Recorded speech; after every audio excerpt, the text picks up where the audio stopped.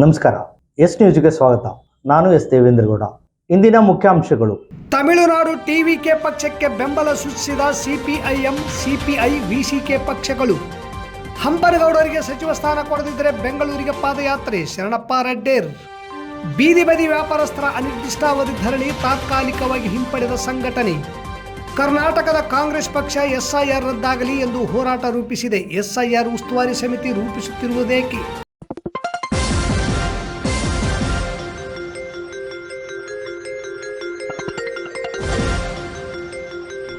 S news, ಇದು ನಿಮ್ಮ ಧ್ವನಿ. ವಾರ್ತೆಗಳ ವಿವರ.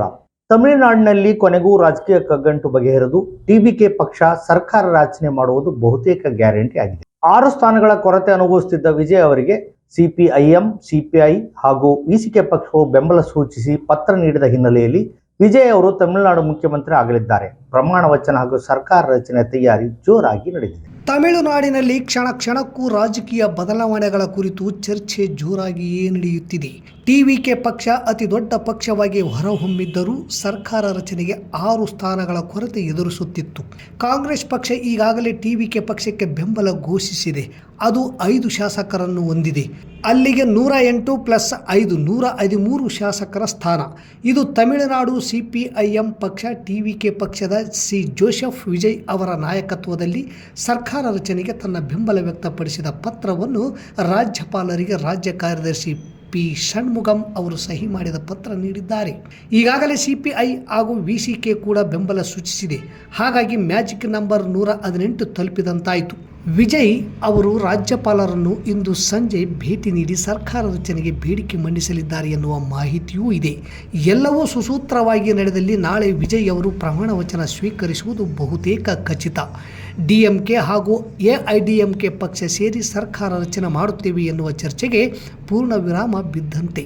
ಬಿಜೆಪಿ ಸರ್ಕಾರವು ರಾಜ್ಯಪಾಲರ ಮೂಲಕ ತಮಿಳುನಾಡಿನಲ್ಲಿ ತನ್ನ ಅಜೆಂಡಾ ಜಾರಿಗೆ ಪ್ರಯತ್ನಿಸುತ್ತಿದೆ. ಇದನ್ನು ತಡೆಯಲು ವಿಜಯ್ ಅವರಂತಹ ಹೊಸ ನಾಯಕನ ಬೆನ್ನಿಗೆ ನಿಲ್ಲುವುದು ಅನಿವಾರ್ಯ.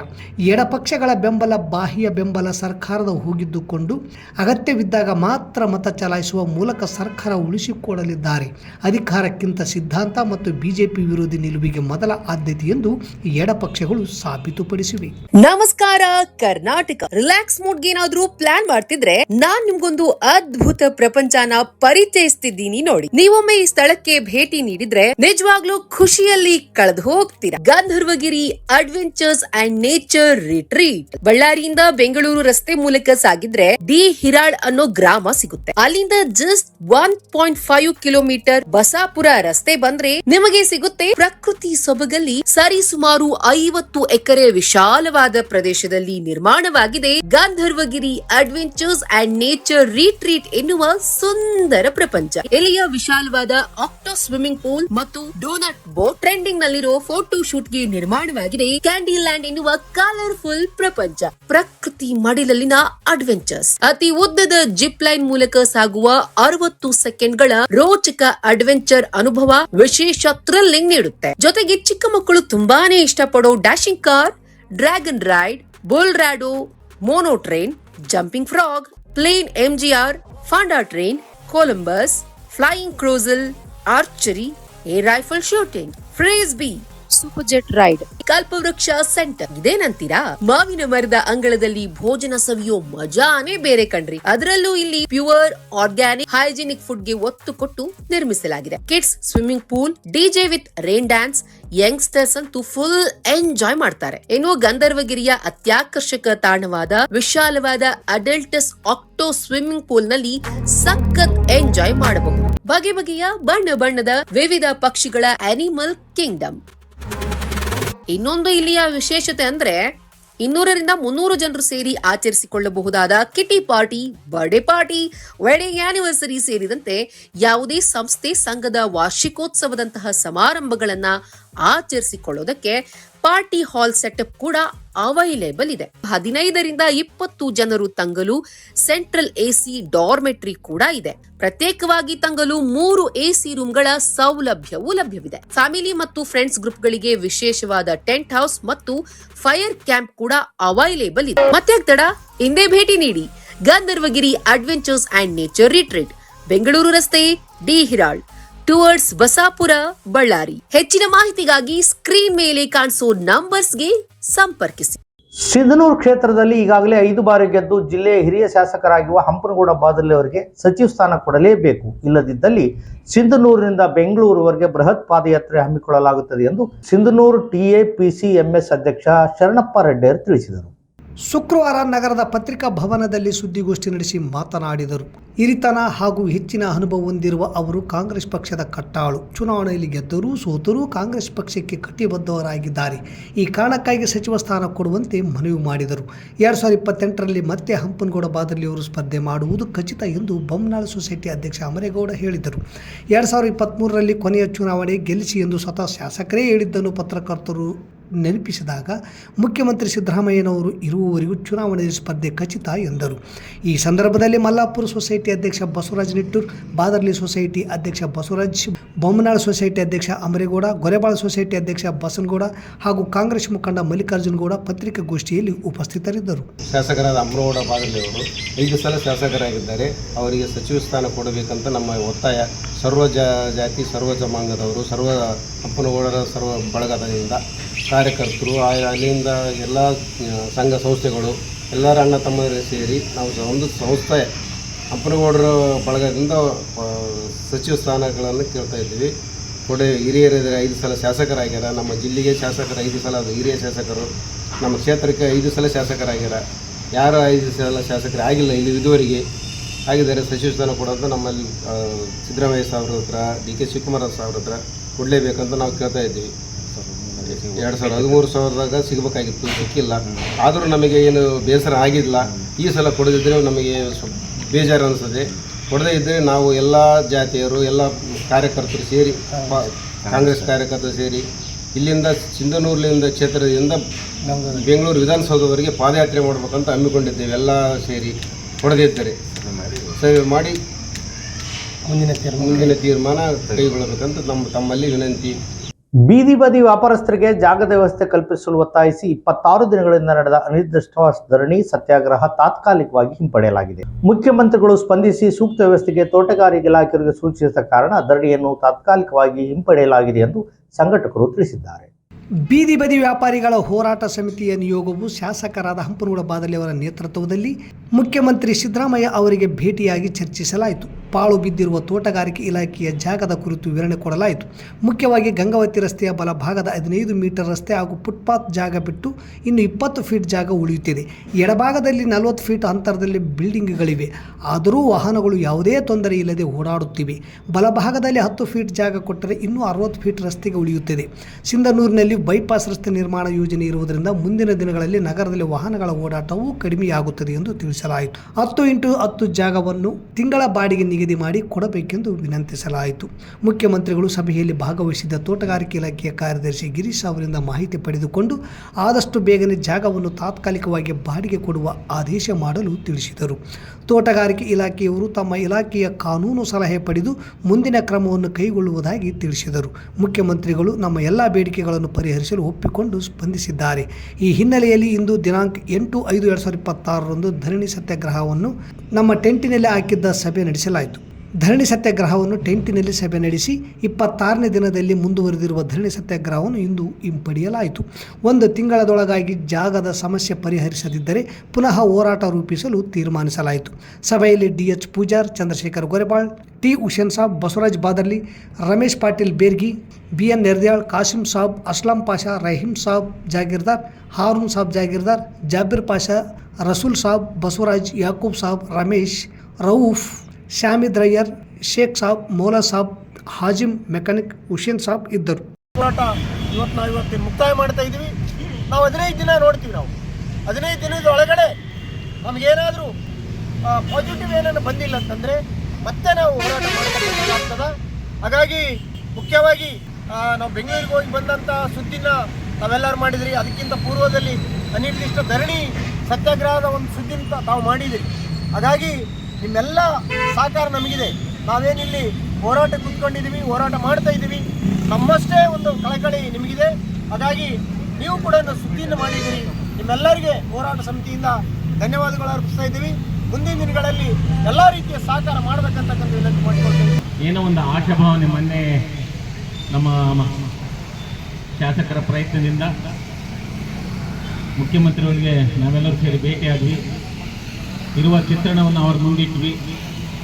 ಮಾನ್ಯ ಮುಖ್ಯಮಂತ್ರಿಗಳು ಸಹ ಒಂದು ಸಕಾರಾತ್ಮಕವಾಗಿ ನಮ್ಮ ಸಮಸ್ಯೆಗೆ ಸ್ಪಂದಿಸಿದ್ದಾರೆ. ಈ ಹಿನ್ನೆಲೆ 16 ತಿಂಗಳ ನಿರಂತರವಾಗಿ ಹಲವಾರು ಹೋರಾಟಗಳು ನಡೆದು ಕಳೆದ 26 ದಿನಗಳಿಂದ ಈ ಒಂದು ಜಾಗದಲ್ಲಿ ಒಂದು ನಿರಂತರವಾಗಿ ಅನಿರ್ದಿಷ್ಟ ಹೋರಾಟ ನಡೀತಾ ಇದೆ.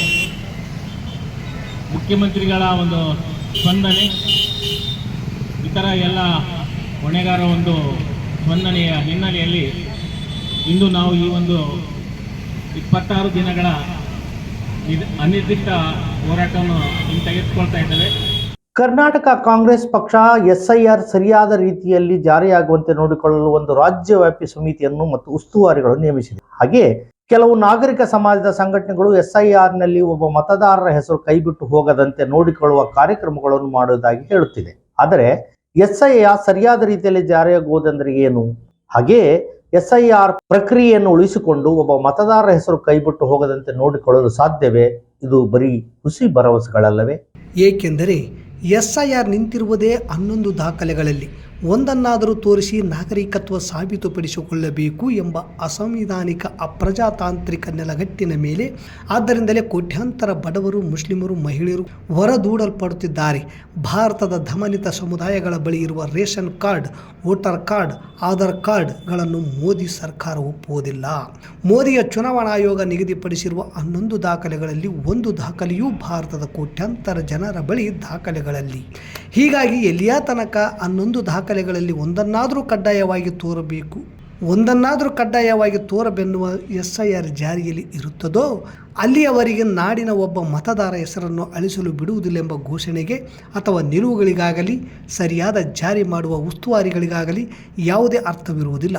ಅವು ಪರೋಕ್ಷವಾಗಿ ಈ ಜನದ್ರೋಹಿ ಮತ್ತು ಅಸಂವಿಧಾನಿಕ ಎಸ್ಐಆರ್ ಯಶಸ್ವಿಯಾಗಿ ಜಾರಿಗೊಳಿಸುವ ಪ್ರಯತ್ನಗಳಾಗಿ ಬಿಡುವ ಅಪಾಯವಿದೆ. ಮೋದಿ ಸರ್ಕಾರ ಎಸ್ಐಆರ್ ಪ್ರಾರಂಭಿಸಿರುವುದೇ ಮತಪಟ್ಟಿ ಪರಿಷ್ಕರಣೆಗಲ್ಲ, ನಾಗರಿಕತ್ವ ಪರಿಶೀಲನೆಗೆ ಮತ್ತು ಆ ನೆಪದಲ್ಲಿ 16 ಕೋಟಿ ಮುಸ್ಲಿಮರನ್ನು, ದಲಿತರನ್ನು, ಆದಿವಾಸಿಗಳನ್ನು, ನಗರದ ಬಡವರನ್ನು ಭಾರತದ ನಾಗರಿಕರಲ್ಲವೆಂದು ಘೋಷಿಸಲು. ಎಸ್ಐಆರ್ ಎಂಬುದು ಮತಪಟ್ಟಿ ಪರಿಷ್ಕರಣೆಯ ಮುಸ್ಕನ್ನು ಒದ್ದ NRCA ಆಗಿದೆ. ಅದನ್ನು ಮಾಡಲೆಂದೇ ಚುನಾವಣಾ ಆಯೋಗ ತಾನು ನಿಗದಿಪಡಿಸಿರುವ 11 ದಾಖಲೆಗಳಲ್ಲಿ ಒಂದನ್ನಾದರೂ ಹೊಂದಿದ್ದರೆ ಮಾತ್ರ ನಾಗರಿಕರು ಮತ್ತು ಮತದಾರರು ಎಂದು, ಇಲ್ಲದಿದ್ದರೆ ಇಲ್ಲ ಎಂದು ಘೋಷಿಸಿದೆ. ಈಗಾಗಲೇ 13 ರಾಜ್ಯಗಳಲ್ಲಿ 11 ದಾಖಲೆಗಳಲ್ಲಿ ಒಂದು ದಾಖಲೆಯನ್ನು ಹೊಂದಿರದ 6.5 ಕೋಟಿ ಜನರನ್ನು ಹೊರದಬ್ಬಲಾಗಿದೆ. ಅದರಲ್ಲಿ 60% ಮಹಿಳೆಯರು, 35% ಮುಸ್ಲಿಮರು. ಆದ್ದರಿಂದ ಎಸ್ಐಆರ್ ರದ್ದಾಗಲಿ ಎಂಬ ಘೋಷಣೆ ಮತ್ತು ಅದನ್ನು ರದ್ದು ಮಾಡಲು ಹಾಕಿಕೊಳ್ಳುವ ಕಾರ್ಯಕ್ರಮಗಳು ಮಾತ್ರ ಈ ದೇಶದ ಸಂವಿಧಾನವನ್ನು ಮತ್ತು ಈ ಗಣರಾಜ್ಯವನ್ನು, ಈ ನಾಡಿನ ದಮನಿತರನ್ನು ಉಳಿಸಬಲ್ಲ ಏಕೈಕ ದಾರಿಯಾಗಿದೆ. ಕಾಂಗ್ರೆಸ್ ಪಕ್ಷ ಅಂಥ ನಿರ್ಣಯಾತ್ಮಕ ನಿಲುವನ್ನು ದೇಶದಲ್ಲಿ ಎಂದಿಗೂ ಎಲ್ಲಿಯೂ ತೆಗೆದುಕೊಂಡಿಲ್ಲ. ಇಂದು ಕರ್ನಾಟಕದಲ್ಲಿ ಎಸ್ಐಆರ್ ಬಗ್ಗೆ ಅದು ಘೋಷಿಸಿರುವ ನಿಲುವು ಮತ್ತು ಕಾರ್ಯಕ್ರಮಗಳಲ್ಲಿ ಎಸ್ಐಆರ್ ಮುಸ್ಕಿನಲ್ಲಿ ನಾಗರಿಕತ್ವ ಪರಿಶೀಲನೆ ಕಾರ್ಯಕ್ರಮ ಕೈಬಿಡಿ ಎಂಬ ನಿಲುವಾಗಲಿ, 11 ದಾಖಲೆಗಳಲ್ಲಿ ಒಂದನ್ನು ತೋರಬೇಕೆಂಬ ಕಡ್ಡಾಯ ಷರತ್ತನ್ನು ಕೈಬಿಡಿ ಎಂಬ ನಿರ್ದಿಷ್ಟ ಕ್ರಮವಾಗಲಿ ಇಲ್ಲ. ಹೀಗಾಗಿ ಕಾಂಗ್ರೆಸ್ನ ನಿಲುವು ಮತ್ತು ಕಾರ್ಯಕ್ರಮಗಳು ಎಸ್ಐಆರ್ ದಾಳಿಯಿಂದ ಜನರನ್ನು ಬಚಾವು ಮಾಡುವ ಉದ್ದೇಶವನ್ನಾಗಲಿ ಯೋಜನೆಗಳನ್ನಾಗಲಿ ತೋರುತ್ತಿಲ್ಲ. ಹೀಗಾಗಿ ಅದರ ಮೇಲಿನ ಭ್ರಮೆ ಮತ್ತು ಅವಲಂಬನೆಗಳನ್ನು ತೊರೆದು ಜನಸಂಘಟನೆಗಳು ಎಸ್ಐಆರ್ ರದ್ದು ಮಾಡಬೇಕೆಂಬ ಏಕಮಾತ್ರ ಆಗ್ರಹದೊಂದಿಗೆ ಬೀದಿಯಲ್ಲಿ ಜನ ಹೋರಾಟಗಳನ್ನು ಕಟ್ಟಬೇಕಿದೆ ಎನ್ನುತ್ತಾರೆ ಶಿವಸುಂದರ್ ಅವರು. ಇಲ್ಲಿಗೆ ವಾರ್ತಾ ಪ್ರಸಾರ ಮುಕ್ತಾಯವಾಯಿತು. ನಿರಂತರ ಸುದ್ದಿಗಾಗಿ ವೀಕ್ಷಿಸಿ ಎಸ್ ನ್ಯೂಸ್. ಇದು ನಿಮ್ಮ ಧ್ವನಿ. ನಮಸ್ಕಾರ. ಪ್ರಿಯ ಪಾಲಕರೇ, ನಿಮ್ಮ ಮಕ್ಕಳ ಉಜ್ವಲ ಭವಿಷ್ಯಕ್ಕಾಗಿ ಕೇಂದ್ರ ಮತ್ತು ರಾಜ್ಯ ಸರ್ಕಾರದಿಂದ ಮಾನ್ಯತೆ ಪಡೆದಿರುವ ಸನ್ರೈಸ್ ಗ್ರೂಪ್ ಆಫ್ ಇನ್ಸ್ಟಿಟ್ಯೂಷನ್ ಹಾಗೂ D pharmacy, nursing, paramedical college Sindhanur ಸಂಸ್ಥೆಗೆ ಹಿಂದೆ ಭೇಟಿ ನೀಡಿ ಆರೋಗ್ಯ ಕ್ಷೇತ್ರದಲ್ಲಿ ನಿಮ್ಮ ಭವಿಷ್ಯವನ್ನು ನಿರ್ಮಿಸಿಕೊಳ್ಳಿ. ಕಾಲೇಜಿನಲ್ಲಿರುವ ಕೋರ್ಸ್ಗಳು: ಡಿ ಫಾರ್ಮಸಿ ಅವಧಿ 2 ವರ್ಷ, ವಿದ್ಯಾರ್ಹತೆ PUC ಸೈನ್ಸ್ ಪಾಸ್ ಅಥವಾ NIOS ಪಾಸ್. ನರ್ಸಿಂಗ್ GNM ಅವಧಿ 3 ವರ್ಷ, ವಿದ್ಯಾರ್ಹತೆ PUC ಕಲಾ ವಿಜ್ಞಾನ ಮತ್ತು ವಾಣಿಜ್ಯ. Paramedical college DMLT, DHI, DOT and AT ಅವಧಿ 3 ವರ್ಷ, ವಿದ್ಯಾರ್ಹತೆ SSLC ಹಾಗೂ ದ್ವಿತೀಯ PUC ವಿಜ್ಞಾನ ಪಾಸ್. ಈ ಸಂಸ್ಥೆಯ ವಿಶೇಷತೆಗಳು ಅನುಭವಿ ಹಾಗೂ ನುರಿತ ಉಪನ್ಯಾಸಕರಿಂದ ಬೋಧನೆ, ವಿದ್ಯಾರ್ಥಿಗಳಿಗೆ ಪ್ರಾಯೋಗಿಕ ಹಾಗೂ ವೈದ್ಯಕೀಯ ಕಲಿಕಾ ಅನುಭವವನ್ನು ಹೆಚ್ಚಿಸುವ ಉದ್ದೇಶದಿಂದ ಸಿಂಧನೂರು ಪಟ್ಟಣದ ವಿವಿಧ ಆಸ್ಪತ್ರೆಗಳಲ್ಲಿ ವೈದ್ಯರು ಮತ್ತು ಹಿರಿಯ ನರ್ಸ್ಗಳ ಮಾರ್ಗದರ್ಶನದಲ್ಲಿ ಪ್ರಾಯೋಗಿಕ ಕಲಿಕೆ, ಪ್ರತಿ ಶನಿವಾರ ತಜ್ಞ ವೈದ್ಯರಿಂದ ವಿಶೇಷ ಉಪನ್ಯಾಸ, ವಿದ್ಯಾರ್ಥಿಗಳಿಗೆ ಕಲಿಕಾ ಅನುಭವಕ್ಕಾಗಿ ಸಿಂಧನೂರು ಹಾಗೂ ವಿವಿಧ ನಗರದ ವೈದ್ಯರ ವತಿಯಿಂದ ಉಚಿತವಾಗಿ ನಡೆಯುವ ಸುಮಾರು ಆರೋಗ್ಯ ತಪಾಸಣಾ ಶಿಬಿರ ಹಾಗೂ ಸ್ವಯಂ ಪ್ರೇರಿತ ರಕ್ತದಾನ ಶಿಬಿರದಲ್ಲಿ ವಿದ್ಯಾರ್ಥಿಗಳು ಭಾಗವಹಿಸಿ ವಿಶೇಷ ಕಲಿಕಾ ಅನುಭವವನ್ನು ಪಡೆದಿರುತ್ತಾರೆ.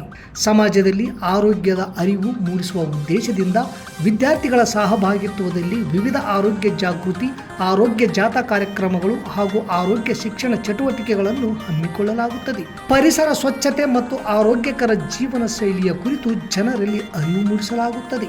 ಸುಸಜ್ಜಿತ ಕಟ್ಟಡಗಳು, ಸ್ಮಾರ್ಟ್ ಕ್ಲಾಸಸ್, ಆಧುನಿಕ ಲ್ಯಾಬ್ ಸೌಲಭ್ಯಗಳು ಹಾಗೂ ಪ್ರಾಯೋಗಿಕ ತರಬೇತಿ ವ್ಯವಸ್ಥೆ, ವಿದ್ಯಾರ್ಥಿಗಳ ಸುರಕ್ಷತೆಗಾಗಿ ಸಿಸಿ ಕ್ಯಾಮೆರಾ ಅಳವಡಿಸಲಾಗಿದೆ. ವಿದ್ಯಾರ್ಥಿಗಳಿಗೆ ವಿವಿಧ ಖಾಸಗಿ ಆಸ್ಪತ್ರೆಗಳು ಹಾಗೂ ವಿವಿಧ ಫಾರ್ಮಾ ಕಂಪನಿಗಳ ಸಹಯೋಗದಲ್ಲಿ ಕ್ಯಾಂಪಸ್ ಸಂದರ್ಶನದ ಮೂಲಕ ನೇರ ಉದ್ಯೋಗದ ಅವಕಾಶವನ್ನು ಕಲ್ಪಿಸಲಾಗುತ್ತದೆ. ಪ್ರವೇಶಕ್ಕಾಗಿ ಹಿಂದೆ ಸಂಪರ್ಕಿಸಿ. ಇರ್ಫಾನ್ ಕೆ, ಅಧ್ಯಕ್ಷರು, Sunrise D pharmacy nursing paramedical college, Vasavi Kalyana ಮಂಟಪದ ಮುಂಭಾಗ, PWD ಕ್ಯಾಂಪ್, ರಾಯಚೂರು ರಸ್ತೆ, ಸಿಂಧನೂರು. Mobile number 8197143588, 8904242655, 903673135.